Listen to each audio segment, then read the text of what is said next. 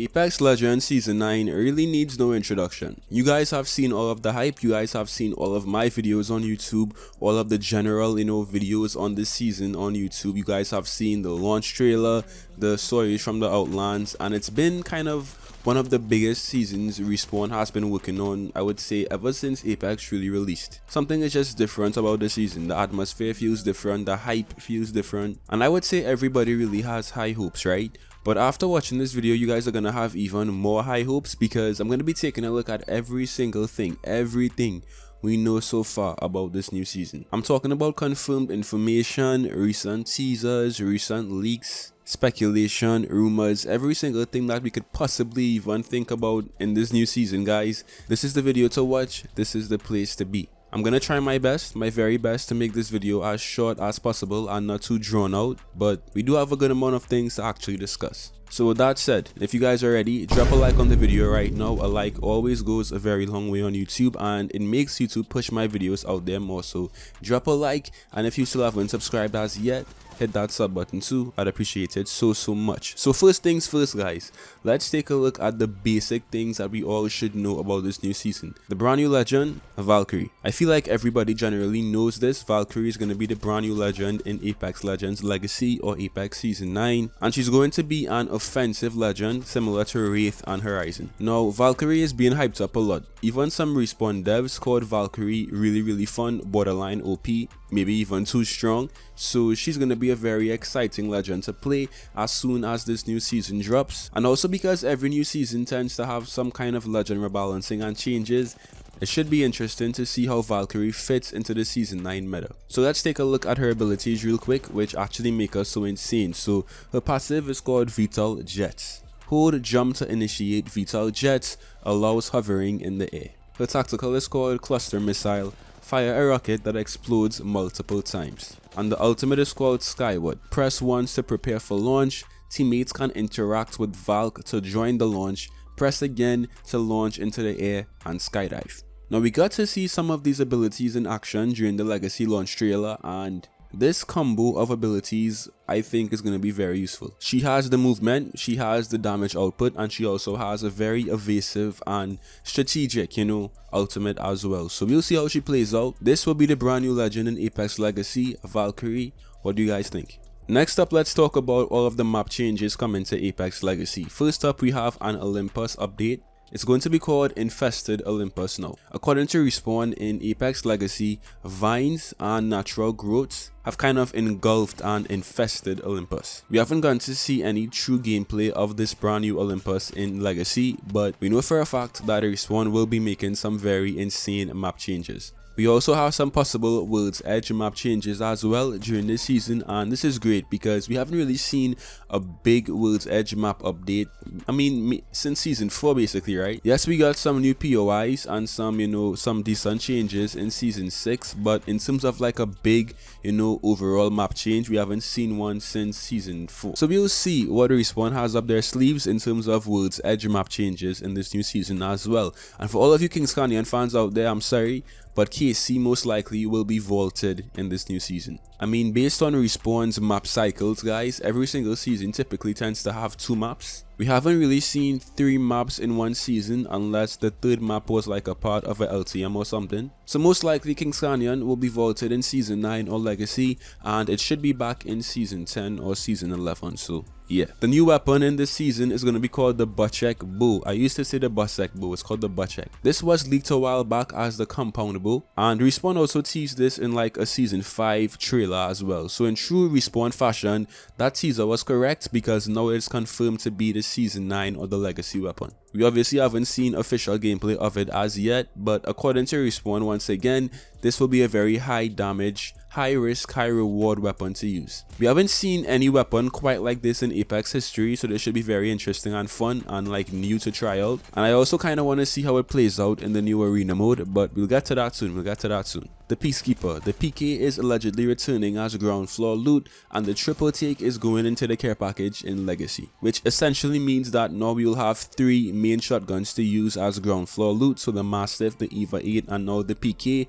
I'm not sure if Respawn wants a shotgun shotgun meta in this new season, but it's going to be a very heavy shotgun meta, especially if the triple take goes in. But if this is true, then get prepared for a very heavy close quarters shotgun sweaty meta in season 9 or Legacy. Now I'm actually kind of hyped about this because the PK hasn't been ground floor loot since season 4, so even though this most likely will be a very heavy shotgun meta, I'm excited to use the PK as ground floor loot again and see how it plays out. Most likely Respawn will nerf it very heavily, but it should still be fun and it should still be refreshing to pick up the PK again like straight off drop, so that's gonna be fun for sure. Alright, so let's talk about some legend rebalancing now in Apex Legacy, which is always a very big part of any Apex update. Now we have several buffs, we have some nerfs and buffs as well, and some like slight reworks. So first up we have a Loba buff, a Wraith buff, a Fuse buff, a Octane buff and nerf kinda, and a Lifeline buff and nerf too. So in terms of Loba, right, Respawn is actually planning to buff Loba's bracelet in this new season,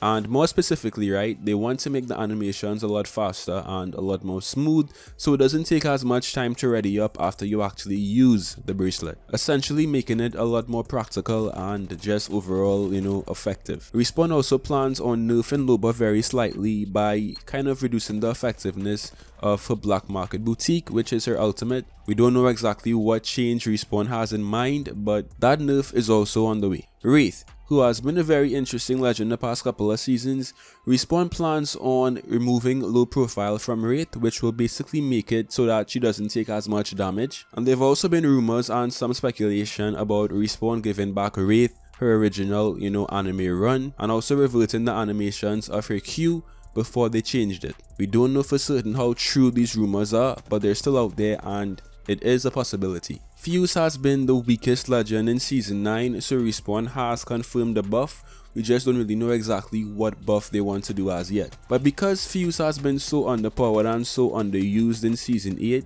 I would say fully expect some sort of, you know, decent buff in Apex Legacy for sure. So Octane has kind of rose to prominence in season 8 with his recent buffs, but Respawn plans to nerf him and buff him again. So what Respawn is going to be doing to Octane in this new season is basically reworking his stim. You're going to be able to use this stim a lot more now, but you also take more damage if you do decide to use this stim. So as I said, it's kind of a buff and a nerf at the same time. I think Octane will still be pretty usable in this new season, but you'll have to actually think about when and where you want to use your stim now. We have a Lifeline buff and a pretty big Lifeline nerf as well in this new season. First of all, Respawn is going to be removing the res shield when Lifeline's drone is rezzing a teammate. So Lifeline's passive should no longer have a res shield in this new season, which is kind of interesting. But they're also buffing Lifeline's ultimate and her tactical as well. Lifeline's drone will now give you more health a lot faster, and in season 9, the care package will now give you guaranteed upgrades to your loot. Last but not least, we have Horizon,